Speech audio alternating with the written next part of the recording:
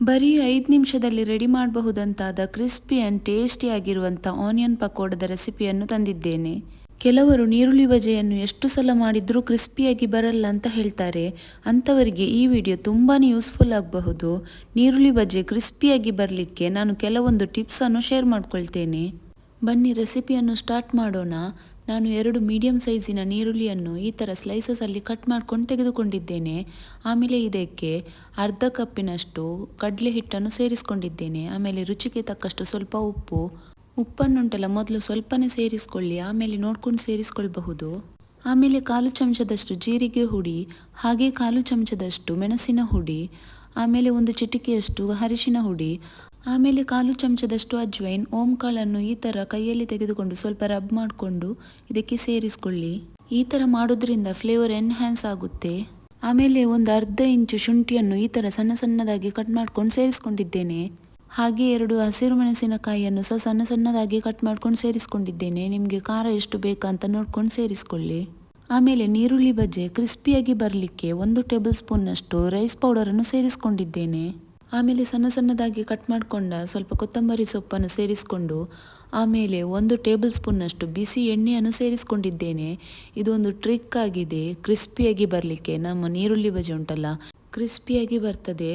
ಈಗ ಎಲ್ಲ ಇಂಗ್ರೀಡಿಯೆಂಟ್ಸ್ಗಳನ್ನು ಸೇರಿಸ್ಕೊಂಡಾದ್ಮೇಲೆ ಮೊದಲು ನಾವು ಇದನ್ನು ಸ್ವಲ್ಪ ಮಿಕ್ಸ್ ಮಾಡಿಕೊಳ್ಳೋಣ. ಆಮೇಲೆ ಇದಕ್ಕೆ ಸ್ವಲ್ಪ ಸ್ವಲ್ಪ ಬೇಕಾದಷ್ಟು ನೀರನ್ನು ಸೇರಿಸ್ಕೊಳ್ತಾ ಇದನ್ನು ನಾವು ಕಲಿಸ್ಕೊಳ್ಳೋಣ. ನೀರನ್ನು ಸೇರಿಸ್ಕೊಳ್ಳುವಾಗ ಒಂದೇ ಸಲಕ್ಕೆ ಜಾಸ್ತಿ ಸೇರಿಸಲಿಕ್ಕೆ ಹೋಗಬೇಡಿ. ಎಷ್ಟು ನೀರು ಬೇಕಂತ ನೋಡಿಕೊಂಡು ಸ್ವಲ್ಪ ಸ್ವಲ್ಪನೇ ಸೇರಿಸ್ಕೊಳ್ತಾ ಇದನ್ನು ನೀವು ಕಲಿಸ್ಕೊಳ್ಳಿ.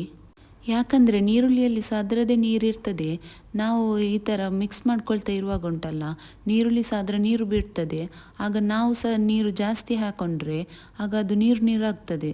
ಆಮೇಲೆ ನೀವು ಅದನ್ನು ಸರಿ ಮಾಡಲಿಕ್ಕಂತ ಪುನಃ ಅದಕ್ಕೆ ನೀವು ಕಡಲೆ ಹಿಟ್ಟನ್ನು ಸೇರಿಸ್ಕೊಂಡು ನೀರುಳ್ಳಿ ಬಜೆ ಮಾಡಿದರೆ ಉಂಟಲ್ಲ ಅದು ನೀರುಳ್ಳಿ ಬಜೆ ದಪ್ಪ ದಪ್ಪಾಗಿ ತಿನ್ನಲಿಕ್ಕೆ ಅಷ್ಟು ಚೆನ್ನಾಗಿರಲ್ಲ. ಇನ್ನು ನಾವು ಈ ನೀರುಳ್ಳಿ ಬಜೆಗಳನ್ನು ಫ್ರೈ ಮಾಡ್ಕೊಳ್ಳೋಣ. ಫ್ರೈ ಮಾಡ್ಕೊಳ್ಳಿಕ್ಕೆ ನಾನು ಎಣ್ಣೆಯನ್ನು ಬಿಸಿ ಮಾಡ್ಕೊಂಡಿದ್ದೇನೆ. ನೀರುಳ್ಳಿ ಬಜೆಯ ಮಿಕ್ಸರನ್ನು ಸ್ವಲ್ಪ ಸ್ವಲ್ಪನೇ ನಾವು ಈ ಥರ ಎಣ್ಣೆಯಲ್ಲಿ ಸೇರಿಸ್ಕೊಳ್ತಾ ಹೋಗುವ. ಈ ನೀರುಳ್ಳಿ ಬಜೆಗಳನ್ನು ನಾವು ಗೋಲ್ಡನ್ ಬ್ರೌನ್ ಕಲರ್ ಬರುವ ತನಕ ಫ್ರೈ ಮಾಡ್ಕೊಂಡು ತೆಗೆಯುವ. ಈಗ ನಾನು ಗ್ಯಾಸ್ ಫ್ಲೇಮನ್ನು ಮೀಡಿಯಮಲ್ಲಿ ಇಟ್ಕೊಂಡಿದ್ದೇನೆ.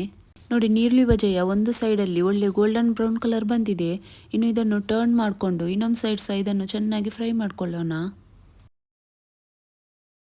ನೀರುಳ್ಳಿ ಬಜೆಯ ಈ ಸೈಡ್ ಸಹ ಚೆನ್ನಾಗಿ ಫ್ರೈ ಆಗಿದೆ. ನೋಡಿ, 2 ಸೈಡ್ ಸಹ ಚೆನ್ನಾಗಿ ಗೋಲ್ಡನ್ ಬ್ರೌನ್ ಕಲರ್ ಬಂದಿದೆ. ಇನ್ನು ಈ ಫ್ರೈ ಆದ ನೀರುಳ್ಳಿ ಬಜೆಗಳನ್ನು ಒಂದು ಪ್ಲೇಟಿಗೆ ತೆಗೆದುಕೊಳ್ಳೋಣ. ನಿಮಗೆ ನೋಡುವಾಗಲೇ ಗೊತ್ತಾಗಬಹುದು ಇದು ಎಷ್ಟು ಕ್ರಿಸ್ಪಿಯಾಗಿದೆ ಅಂತ. ನೀರುಳ್ಳಿ ಬಜೆಯ ಹಿಟ್ಟಿಗೆ ನಾವು ರೈಸ್ ಫ್ಲೋರ್ ಮತ್ತು ಬಿಸಿ ಎಣ್ಣೆಯನ್ನು ಸೇರಿಸ್ಕೊಂಡಿದ್ವಿ ಅಲ್ಲ, ಅದರಿಂದ ಈ ನೀರುಳ್ಳಿ ಬಜೆ ತುಂಬಾ ಕ್ರಿಸ್ಪಿಯಾಗಿ ಬಂದಿದೆ. ನೀರುಳ್ಳಿ ಬಜೆಯ ಮೊದಲ ಬ್ಯಾಚನ್ನು ಫ್ರೈ ಮಾಡ್ಕೊಂಡಾದ್ಮೇಲೆ ಇನ್ನುಳಿದ ಹಿಟ್ಟನ್ನು ನಾನು ಎಣ್ಣೆಯಲ್ಲಿ ಸೇರಿಸ್ಕೊಂಡು ಫ್ರೈ ಮಾಡ್ಕೊಳ್ತೇನೆ. ಇದೇ ಥರ ಗ್ಯಾಸ್ ಫ್ಲೇಮನ್ನು ಮೀಡಿಯಮಲ್ಲಿ ಇಟ್ಕೊಂಡು ಎಲ್ಲ ನೀರುಳ್ಳಿ ಬಜೆಗಳನ್ನು ನಾವು ಚೆನ್ನಾಗಿ ಫ್ರೈ ಮಾಡ್ಕೊಂಡು ತೆಗಿಬೇಕು.